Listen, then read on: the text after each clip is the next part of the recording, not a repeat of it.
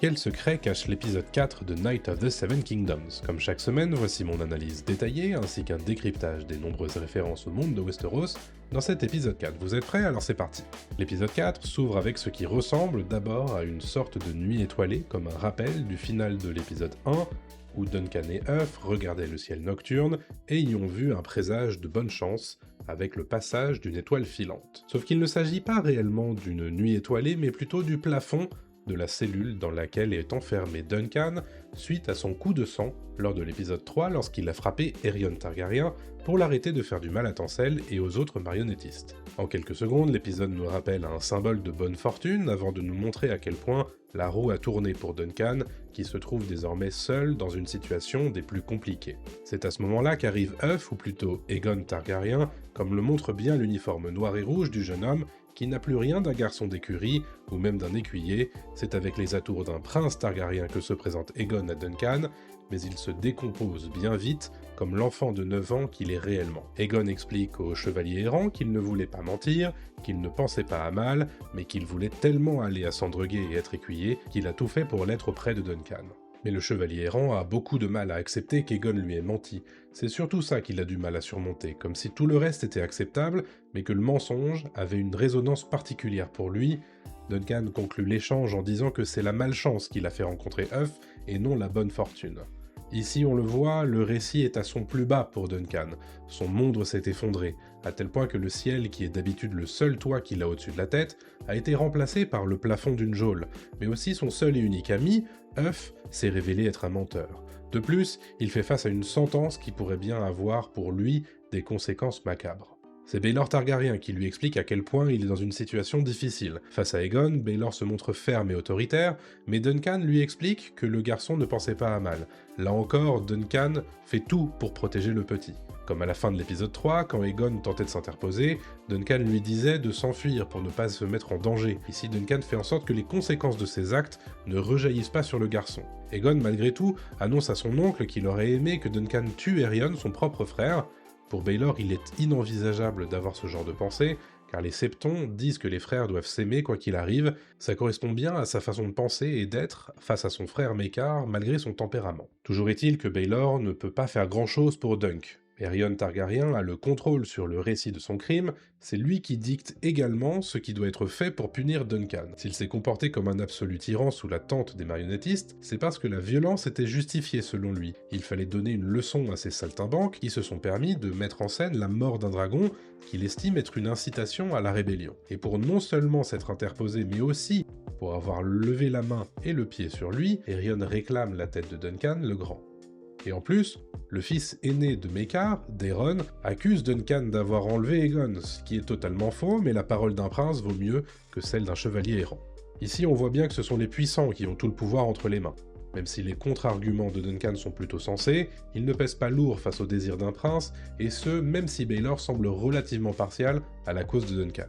La main du roi n'a pas d'autre choix que d'accéder à la requête d'Aerion et de poursuivre Duncan, qui fait donc face à un jugement devant le seigneur de Sandregué, Léo Tyrell, le suzerain du Bief, où se situe Sandregué, mais aussi Baelor, la main du roi, Maekar, son frère, et Aerion, son fils et l'accusateur de Duncan.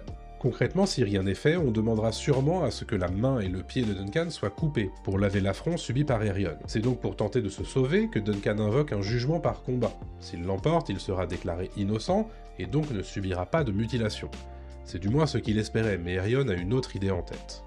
Un jugement des sept. Une forme de justice tellement ancienne que même Maekar ne sait pas ce que c'est. J'explique dans la partie décryptage ce que c'est exactement, mais il s'agit d'un jugement où l'accusé et l'accusateur doivent réunir chacun un total de 7 champions dans un combat à mort. Si le camp de l'accusé l'emporte, il est lavé de tout soupçon. Pour Duncan, c'est absolument terrifiant car, comme je le disais tout à l'heure, il n'a pas vraiment d'amis sur qui compter. Rappelez-vous tous les chevaliers et seigneurs à qui il a demandé de se porter garant de lui et qui ont refusé sans sourciller, et imaginez-les se mettre en danger de mort pour le sauver. Ouais, c'est mal embarqué. Parce que si Duncan ne réunit pas 7 champions, il est forcément reconnu coupable, avec les conséquences qu'on sait. C'est donc avec beaucoup de tension que l'épisode 4 de Night of the Seven Kingdoms nous lance dans la recherche des 6 champions qui pourraient sauver Duncan. Mais c'est plus facile à dire qu'à faire, surtout quand on est un chevalier errant et que son adversaire n'est autre que la famille royale Targaryen. Car choisir de combattre pour Duncan, c'est à la fois se mettre en danger de mort, bien sûr, mais c'est aussi s'opposer frontalement à la dynastie Targaryen. Et comme vous l'avez vu, ça ne se bouscule pas spécialement pour aider Duncan. C'est donc avec un certain soulagement qu'on entend Stephen Fossavoie promettre à Duncan de combattre pour lui et même de rameuter ses amis. Son cousin, Raymoon, cependant, propose une autre solution à Duncan, celle de fuir. Comme on l'a vu dans l'épisode 3, les scénaristes aiment bien mettre leur personnage principal devant des dilemmes qui mettent en péril son honneur de chevalier en échange d'une vie facilitée. En soi, Duncan pourrait tout à fait s'enfuir et espérer passer sa vie hors de vue des autorités, mais est-ce que ce serait honorable? Est-ce que ce serait la vie qu'il espérait vivre également? Et ne faut-il pas se battre quand on se sait injustement poursuivi? Autant de questions auxquelles Duncan répond: s'il doit mourir lors du jugement des 7, alors ce sera ce que voulaient les dieux, mais il se tiendra droit devant ses adversaires. Le lendemain, Duncan a la grande surprise de découvrir qu'il a plus d'alliés que ce qu'il pensait. Lionel Baratheon a répondu à l'appel des armes, tout comme Robin Reisling, Humphrey Harding et Humphrey des Essaims. Tous les quatre ont été convaincus par Huff, et non appelés en renfort par Stephen Fossavoie. On découvre d'ailleurs que Stephen a retourné sa veste en l'échange d'une seigneurie offerte par Aerion Targaryen. Un chevalier, tout ce qu'il y a de plus honorable? Non, pas du tout. Raymoon avait raison quand il disait qu'il était aussi valeureux qu'une fouine affamée. On a beau le détester, il n'en reste pas moins que Duncan a un souci, il se retrouve à 5 contre 7, et même si Lionel adoube Raymoon, ils ne seront toujours que 6 contre 7. Sans un 7e chevalier à ses côtés, Duncan sera déclaré coupable. Autant le dire tout de suite, les enjeux n'ont jamais été aussi hauts dans cette saison, et la tension est palpable autour de la tribune lorsque Duncan s'avance pour tenter d'appeler à l'aide. Vous noterez d'ailleurs que Duncan n'évoque pas sa situation personnelle d'abord pour amadouer les seigneurs et chevaliers en tribune.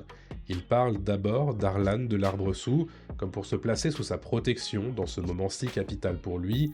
Évidemment, la tribune reste totalement muette, et on sent Duncan vaciller lorsqu'il se met à hurler « L'honneur a-t-il déserté les maisons nobles de Westeros? N'y a-t-il donc aucun vrai chevalier parmi vous ?» Dans ces deux phrases sont résumés tout le parcours de Duncan le Grand depuis le début de la saison. Tous ces chevaliers dont il idéalisait le courage, les prouesses martiales et l'honneur ne sont en réalité pas à la hauteur de l'idée qu'il s'en faisait. L'idéal chevaleresque ne serait-il en réalité qu'une vaste blague? Si tel est le cas, elle est de très mauvais goût à l'image de Sir Otto Bracken qui se lève, fait croire qu'il va aider Duncan, mais lâche une énorme caisse.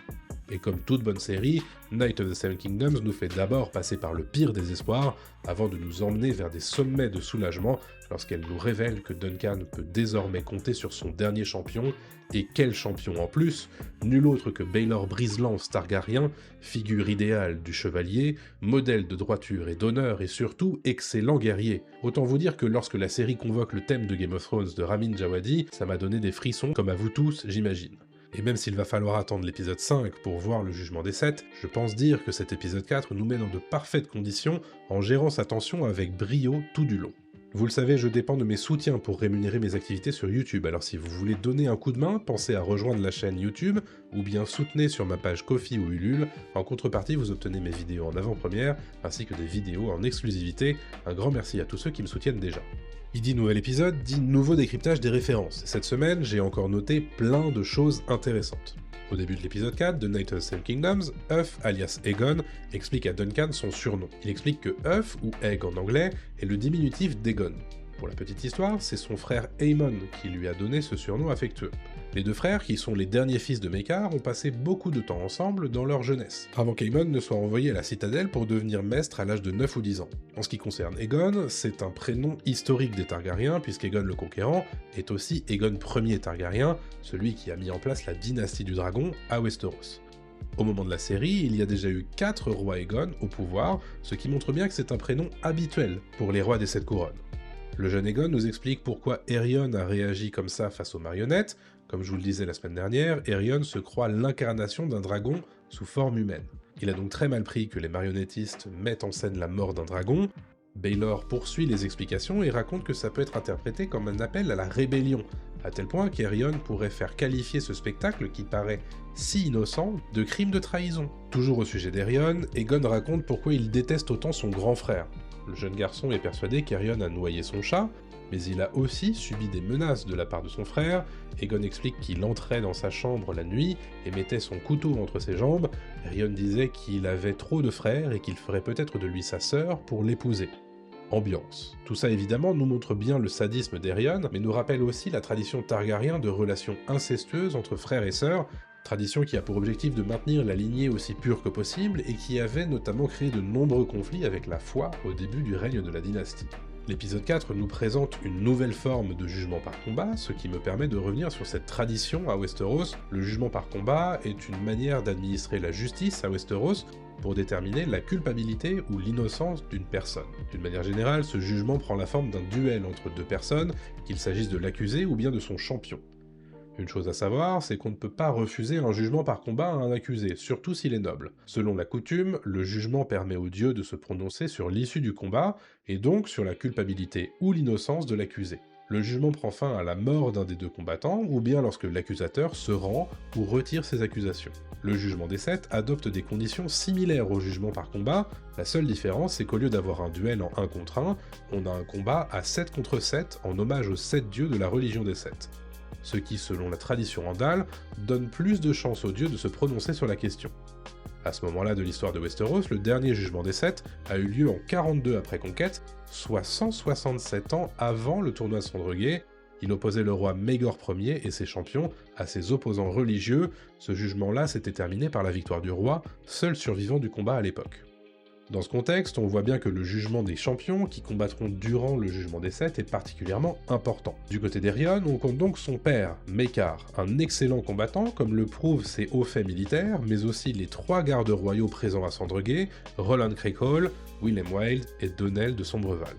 Les gardes royaux sont généralement considérés comme les meilleurs chevaliers des 7 couronnes, c'est en tout cas comme ça que Duncan les décrit dans la nouvelle, sachant qu'il place tout de même Baelor Brise-Lance au-dessus d'eux. Toujours du côté d'Aerion, on trouve Stephen Fossoway, dont on a déjà vu l'âpreté au combat lors de l'entraînement face à Raymoon, et enfin Daeron, fils aîné de Maekar, qui n'est pas considéré comme un grand chevalier, et qui, il l'explique à Duncan dans l'épisode 4, compte tomber dès la première joute. Du côté de Duncan, par contre, on trouve 6 autres chevaliers. Les 2 Humphrey, Désessin et Harding ont répondu à l'appel d'Œuf. On sait qu'ils ont été particulièrement marquants durant leur joute pendant le tournoi, brisant 14 lances dans un gigantesque combat, mais Humphrey Harding est diminué par sa jambe cassée sous le poids de son cheval tué par Aerion dans l'épisode 3. Donc tant qu'il reste sur son cheval, il pourra se battre, mais s'il tombe, c'est fini pour lui, il ne pourra pas se battre. Duncan peut aussi compter sur le soutien de Robin Reisling, un chevalier certes un peu fou, mais qui semble insensible à la douleur, comme le montre le flashback où il continue de se battre malgré un œil en moins dans l'épisode 3. Il y a aussi Raymoon Fossoway, adoubé dans l'épisode 4, qui se battra pour Duncan, mais dont on sait qu'il a l'air moins fort que son cousin Stéphane. Et puis il y a bien sûr Lionel Baratheon, un excellent chevalier qu'on redoute durant les tournois, à tel point qu'on l'appelle l'Orage Moqueur. Et enfin, Duncan peut compter sur Baelor Brise-Lance Targaryen, pour terminer son équipe de champions. L'héritier du trône se battra à ses côtés et on connaît sa valeur au combat via ses exploits lors des tournois précédents, mais aussi lors de véritables batailles. Quant à Duncan lui-même, on notera que la série ne nous a toujours pas montré si Duncan était doué pour le combat ou non. Ce sera donc la grande découverte de l'épisode 5. Vous avez sans doute remarqué comme moi l'armure de Baelor Targaryen lorsqu'il entre au service de Duncan avant le jugement des sept. Cette armure vous l'avez déjà vue puisque c'est celle que son fils aîné, Valar Targaryen, portait lors des précédents jours du tournoi de Sandregué.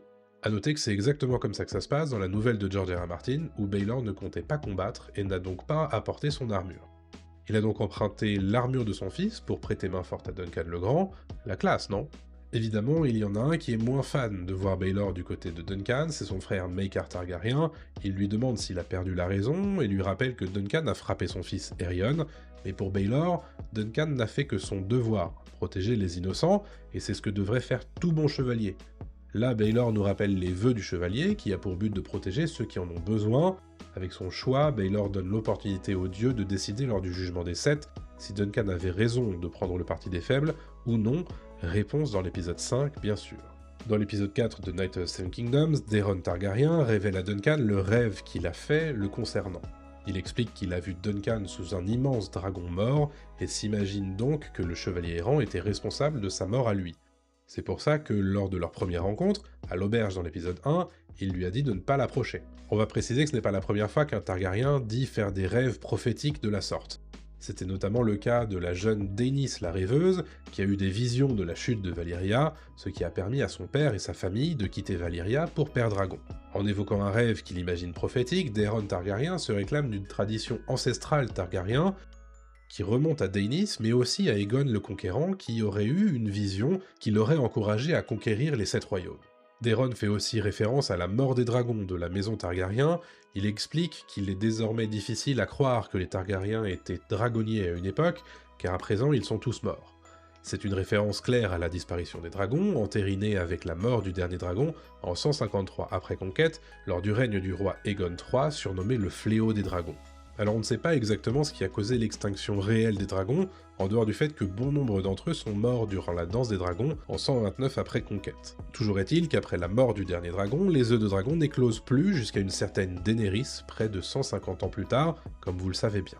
Lorsque Duncan se rend au pavillon des marionnettistes, il découvre qu'ils sont déjà partis, après que leurs marionnettes ont en partie été détruites. Il apprend auprès de Crâne d'Acier que le groupe est parti vers Dorne. Pour rappel, Dorne est la région la plus au sud de Westeros. Elle est séparée du Bief et des Terres de l'Orage par la chaîne de montagnes nommée les Montagnes Rouges. La région de Dorne est administrée par ses suzerains, la famille Martell, qui n'a que récemment accepté l'unification de Dorne avec le reste des Sept Couronnes, suite au règne de Baelor Ier et le mariage de Daeron II avec Miriam Martell. Avant son départ, Tancel a laissé le bouclier de Duncan à Crâne d'Acier. On découvre donc dans cet épisode 4 les armoiries officielles de Sir Duncan le Grand.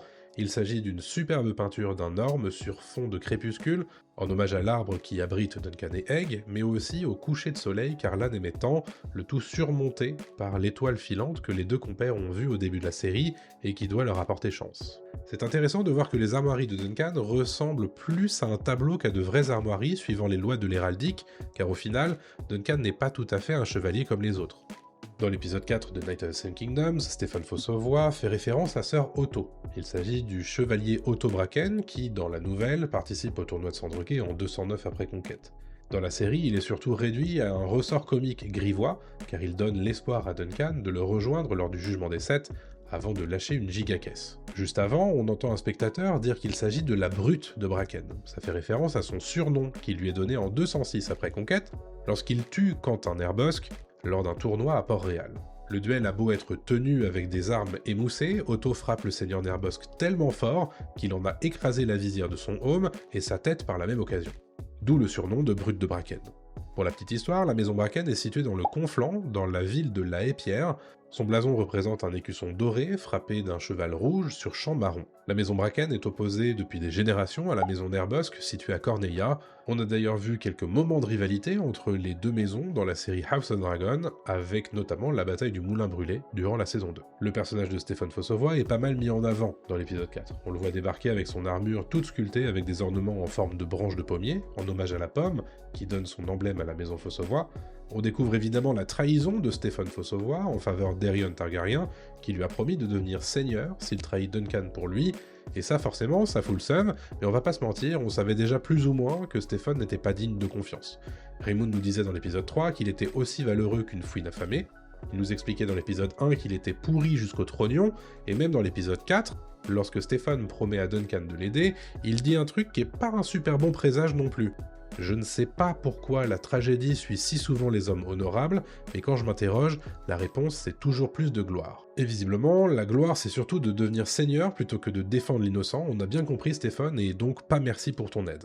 En réponse à la défection de Stéphane Fossavoie, Raymond encourage Duncan à l'adouber. On le rappelle, n'importe quel chevalier peut en adouber un autre. C'est une des traditions de Westeros. Et alors que Duncan hésite, c'est finalement Lionel Baratheon qui décide d'adouber lui-même le jeune cousin de Stéphane. Il déclame les phrases rituelles « Au nom du guerrier, je te demande d'être brave. Au nom du père, je te demande d'être juste. Au nom de la mère, je te demande de protéger le jeune et l'innocent. » Vous noterez qu'il s'agit ici de l'adoubement traditionnel et religieux, qui convoque les 7 dieux de la religion, que sont le père, la mère, le guerrier, le ferrant, l'aïeul, la jouvencelle et l'étranger. Ça n'a rien de surprenant étant donné que la tradition chevaleresque a été importée par les Andals, tout comme la religion des Sept, et les deux coutumes sont intimement liées, comme je vous le disais dans ma vidéo sur l'histoire de la chevalerie à Westeros. À nouveau dans cet épisode 4, Night of the Seven Kingdoms s'inscrit dans une fidélité minutieuse vis-à-vis de la nouvelle qu'elle adapte, notamment dans tout ce qui concerne l'explication de ce qu'est un jugement des Sept, mais aussi dans la révélation des différents champions qui prennent le parti de Duncan et le retournement de veste concernant Stéphane Fossavoie. Du côté des différences, on peut noter la courte participation odorante d'Otto Bracken, qui me semble-t-il est un ajout de la série, pas giga nécessaire à mon sens, mais bon je m'en remettrai. Il y a certainement d'autres différences minimes dans cet épisode par rapport à la nouvelle, comme on a pu le voir depuis le début de la saison, mais globalement tout m'a semblé dans la droite lignée et le respect de l'œuvre de George R. R. Martin. Si jamais vous avez noté des différences, n'hésitez pas à me les lister dans les commentaires sous cette vidéo. Vous voulez discuter de Game of Thrones et de son univers avec des fans, mon serveur Discord est fait pour ça. On y discute des séries, des livres et de plein d'autres choses, alors rejoignez-nous.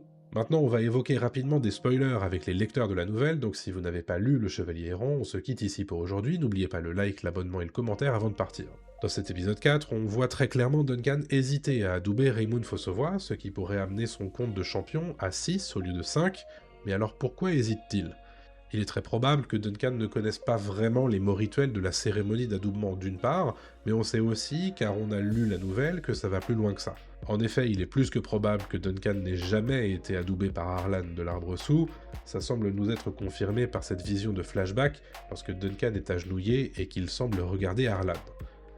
On voit le vieux mentor qui le toise, sourire puis hausser les épaules, ça expliquerait pourquoi Duncan hésite à adouber Raymond, tout simplement parce qu'il n'ose pas adouber un chevalier, alors qu'il n'en est pas vraiment un.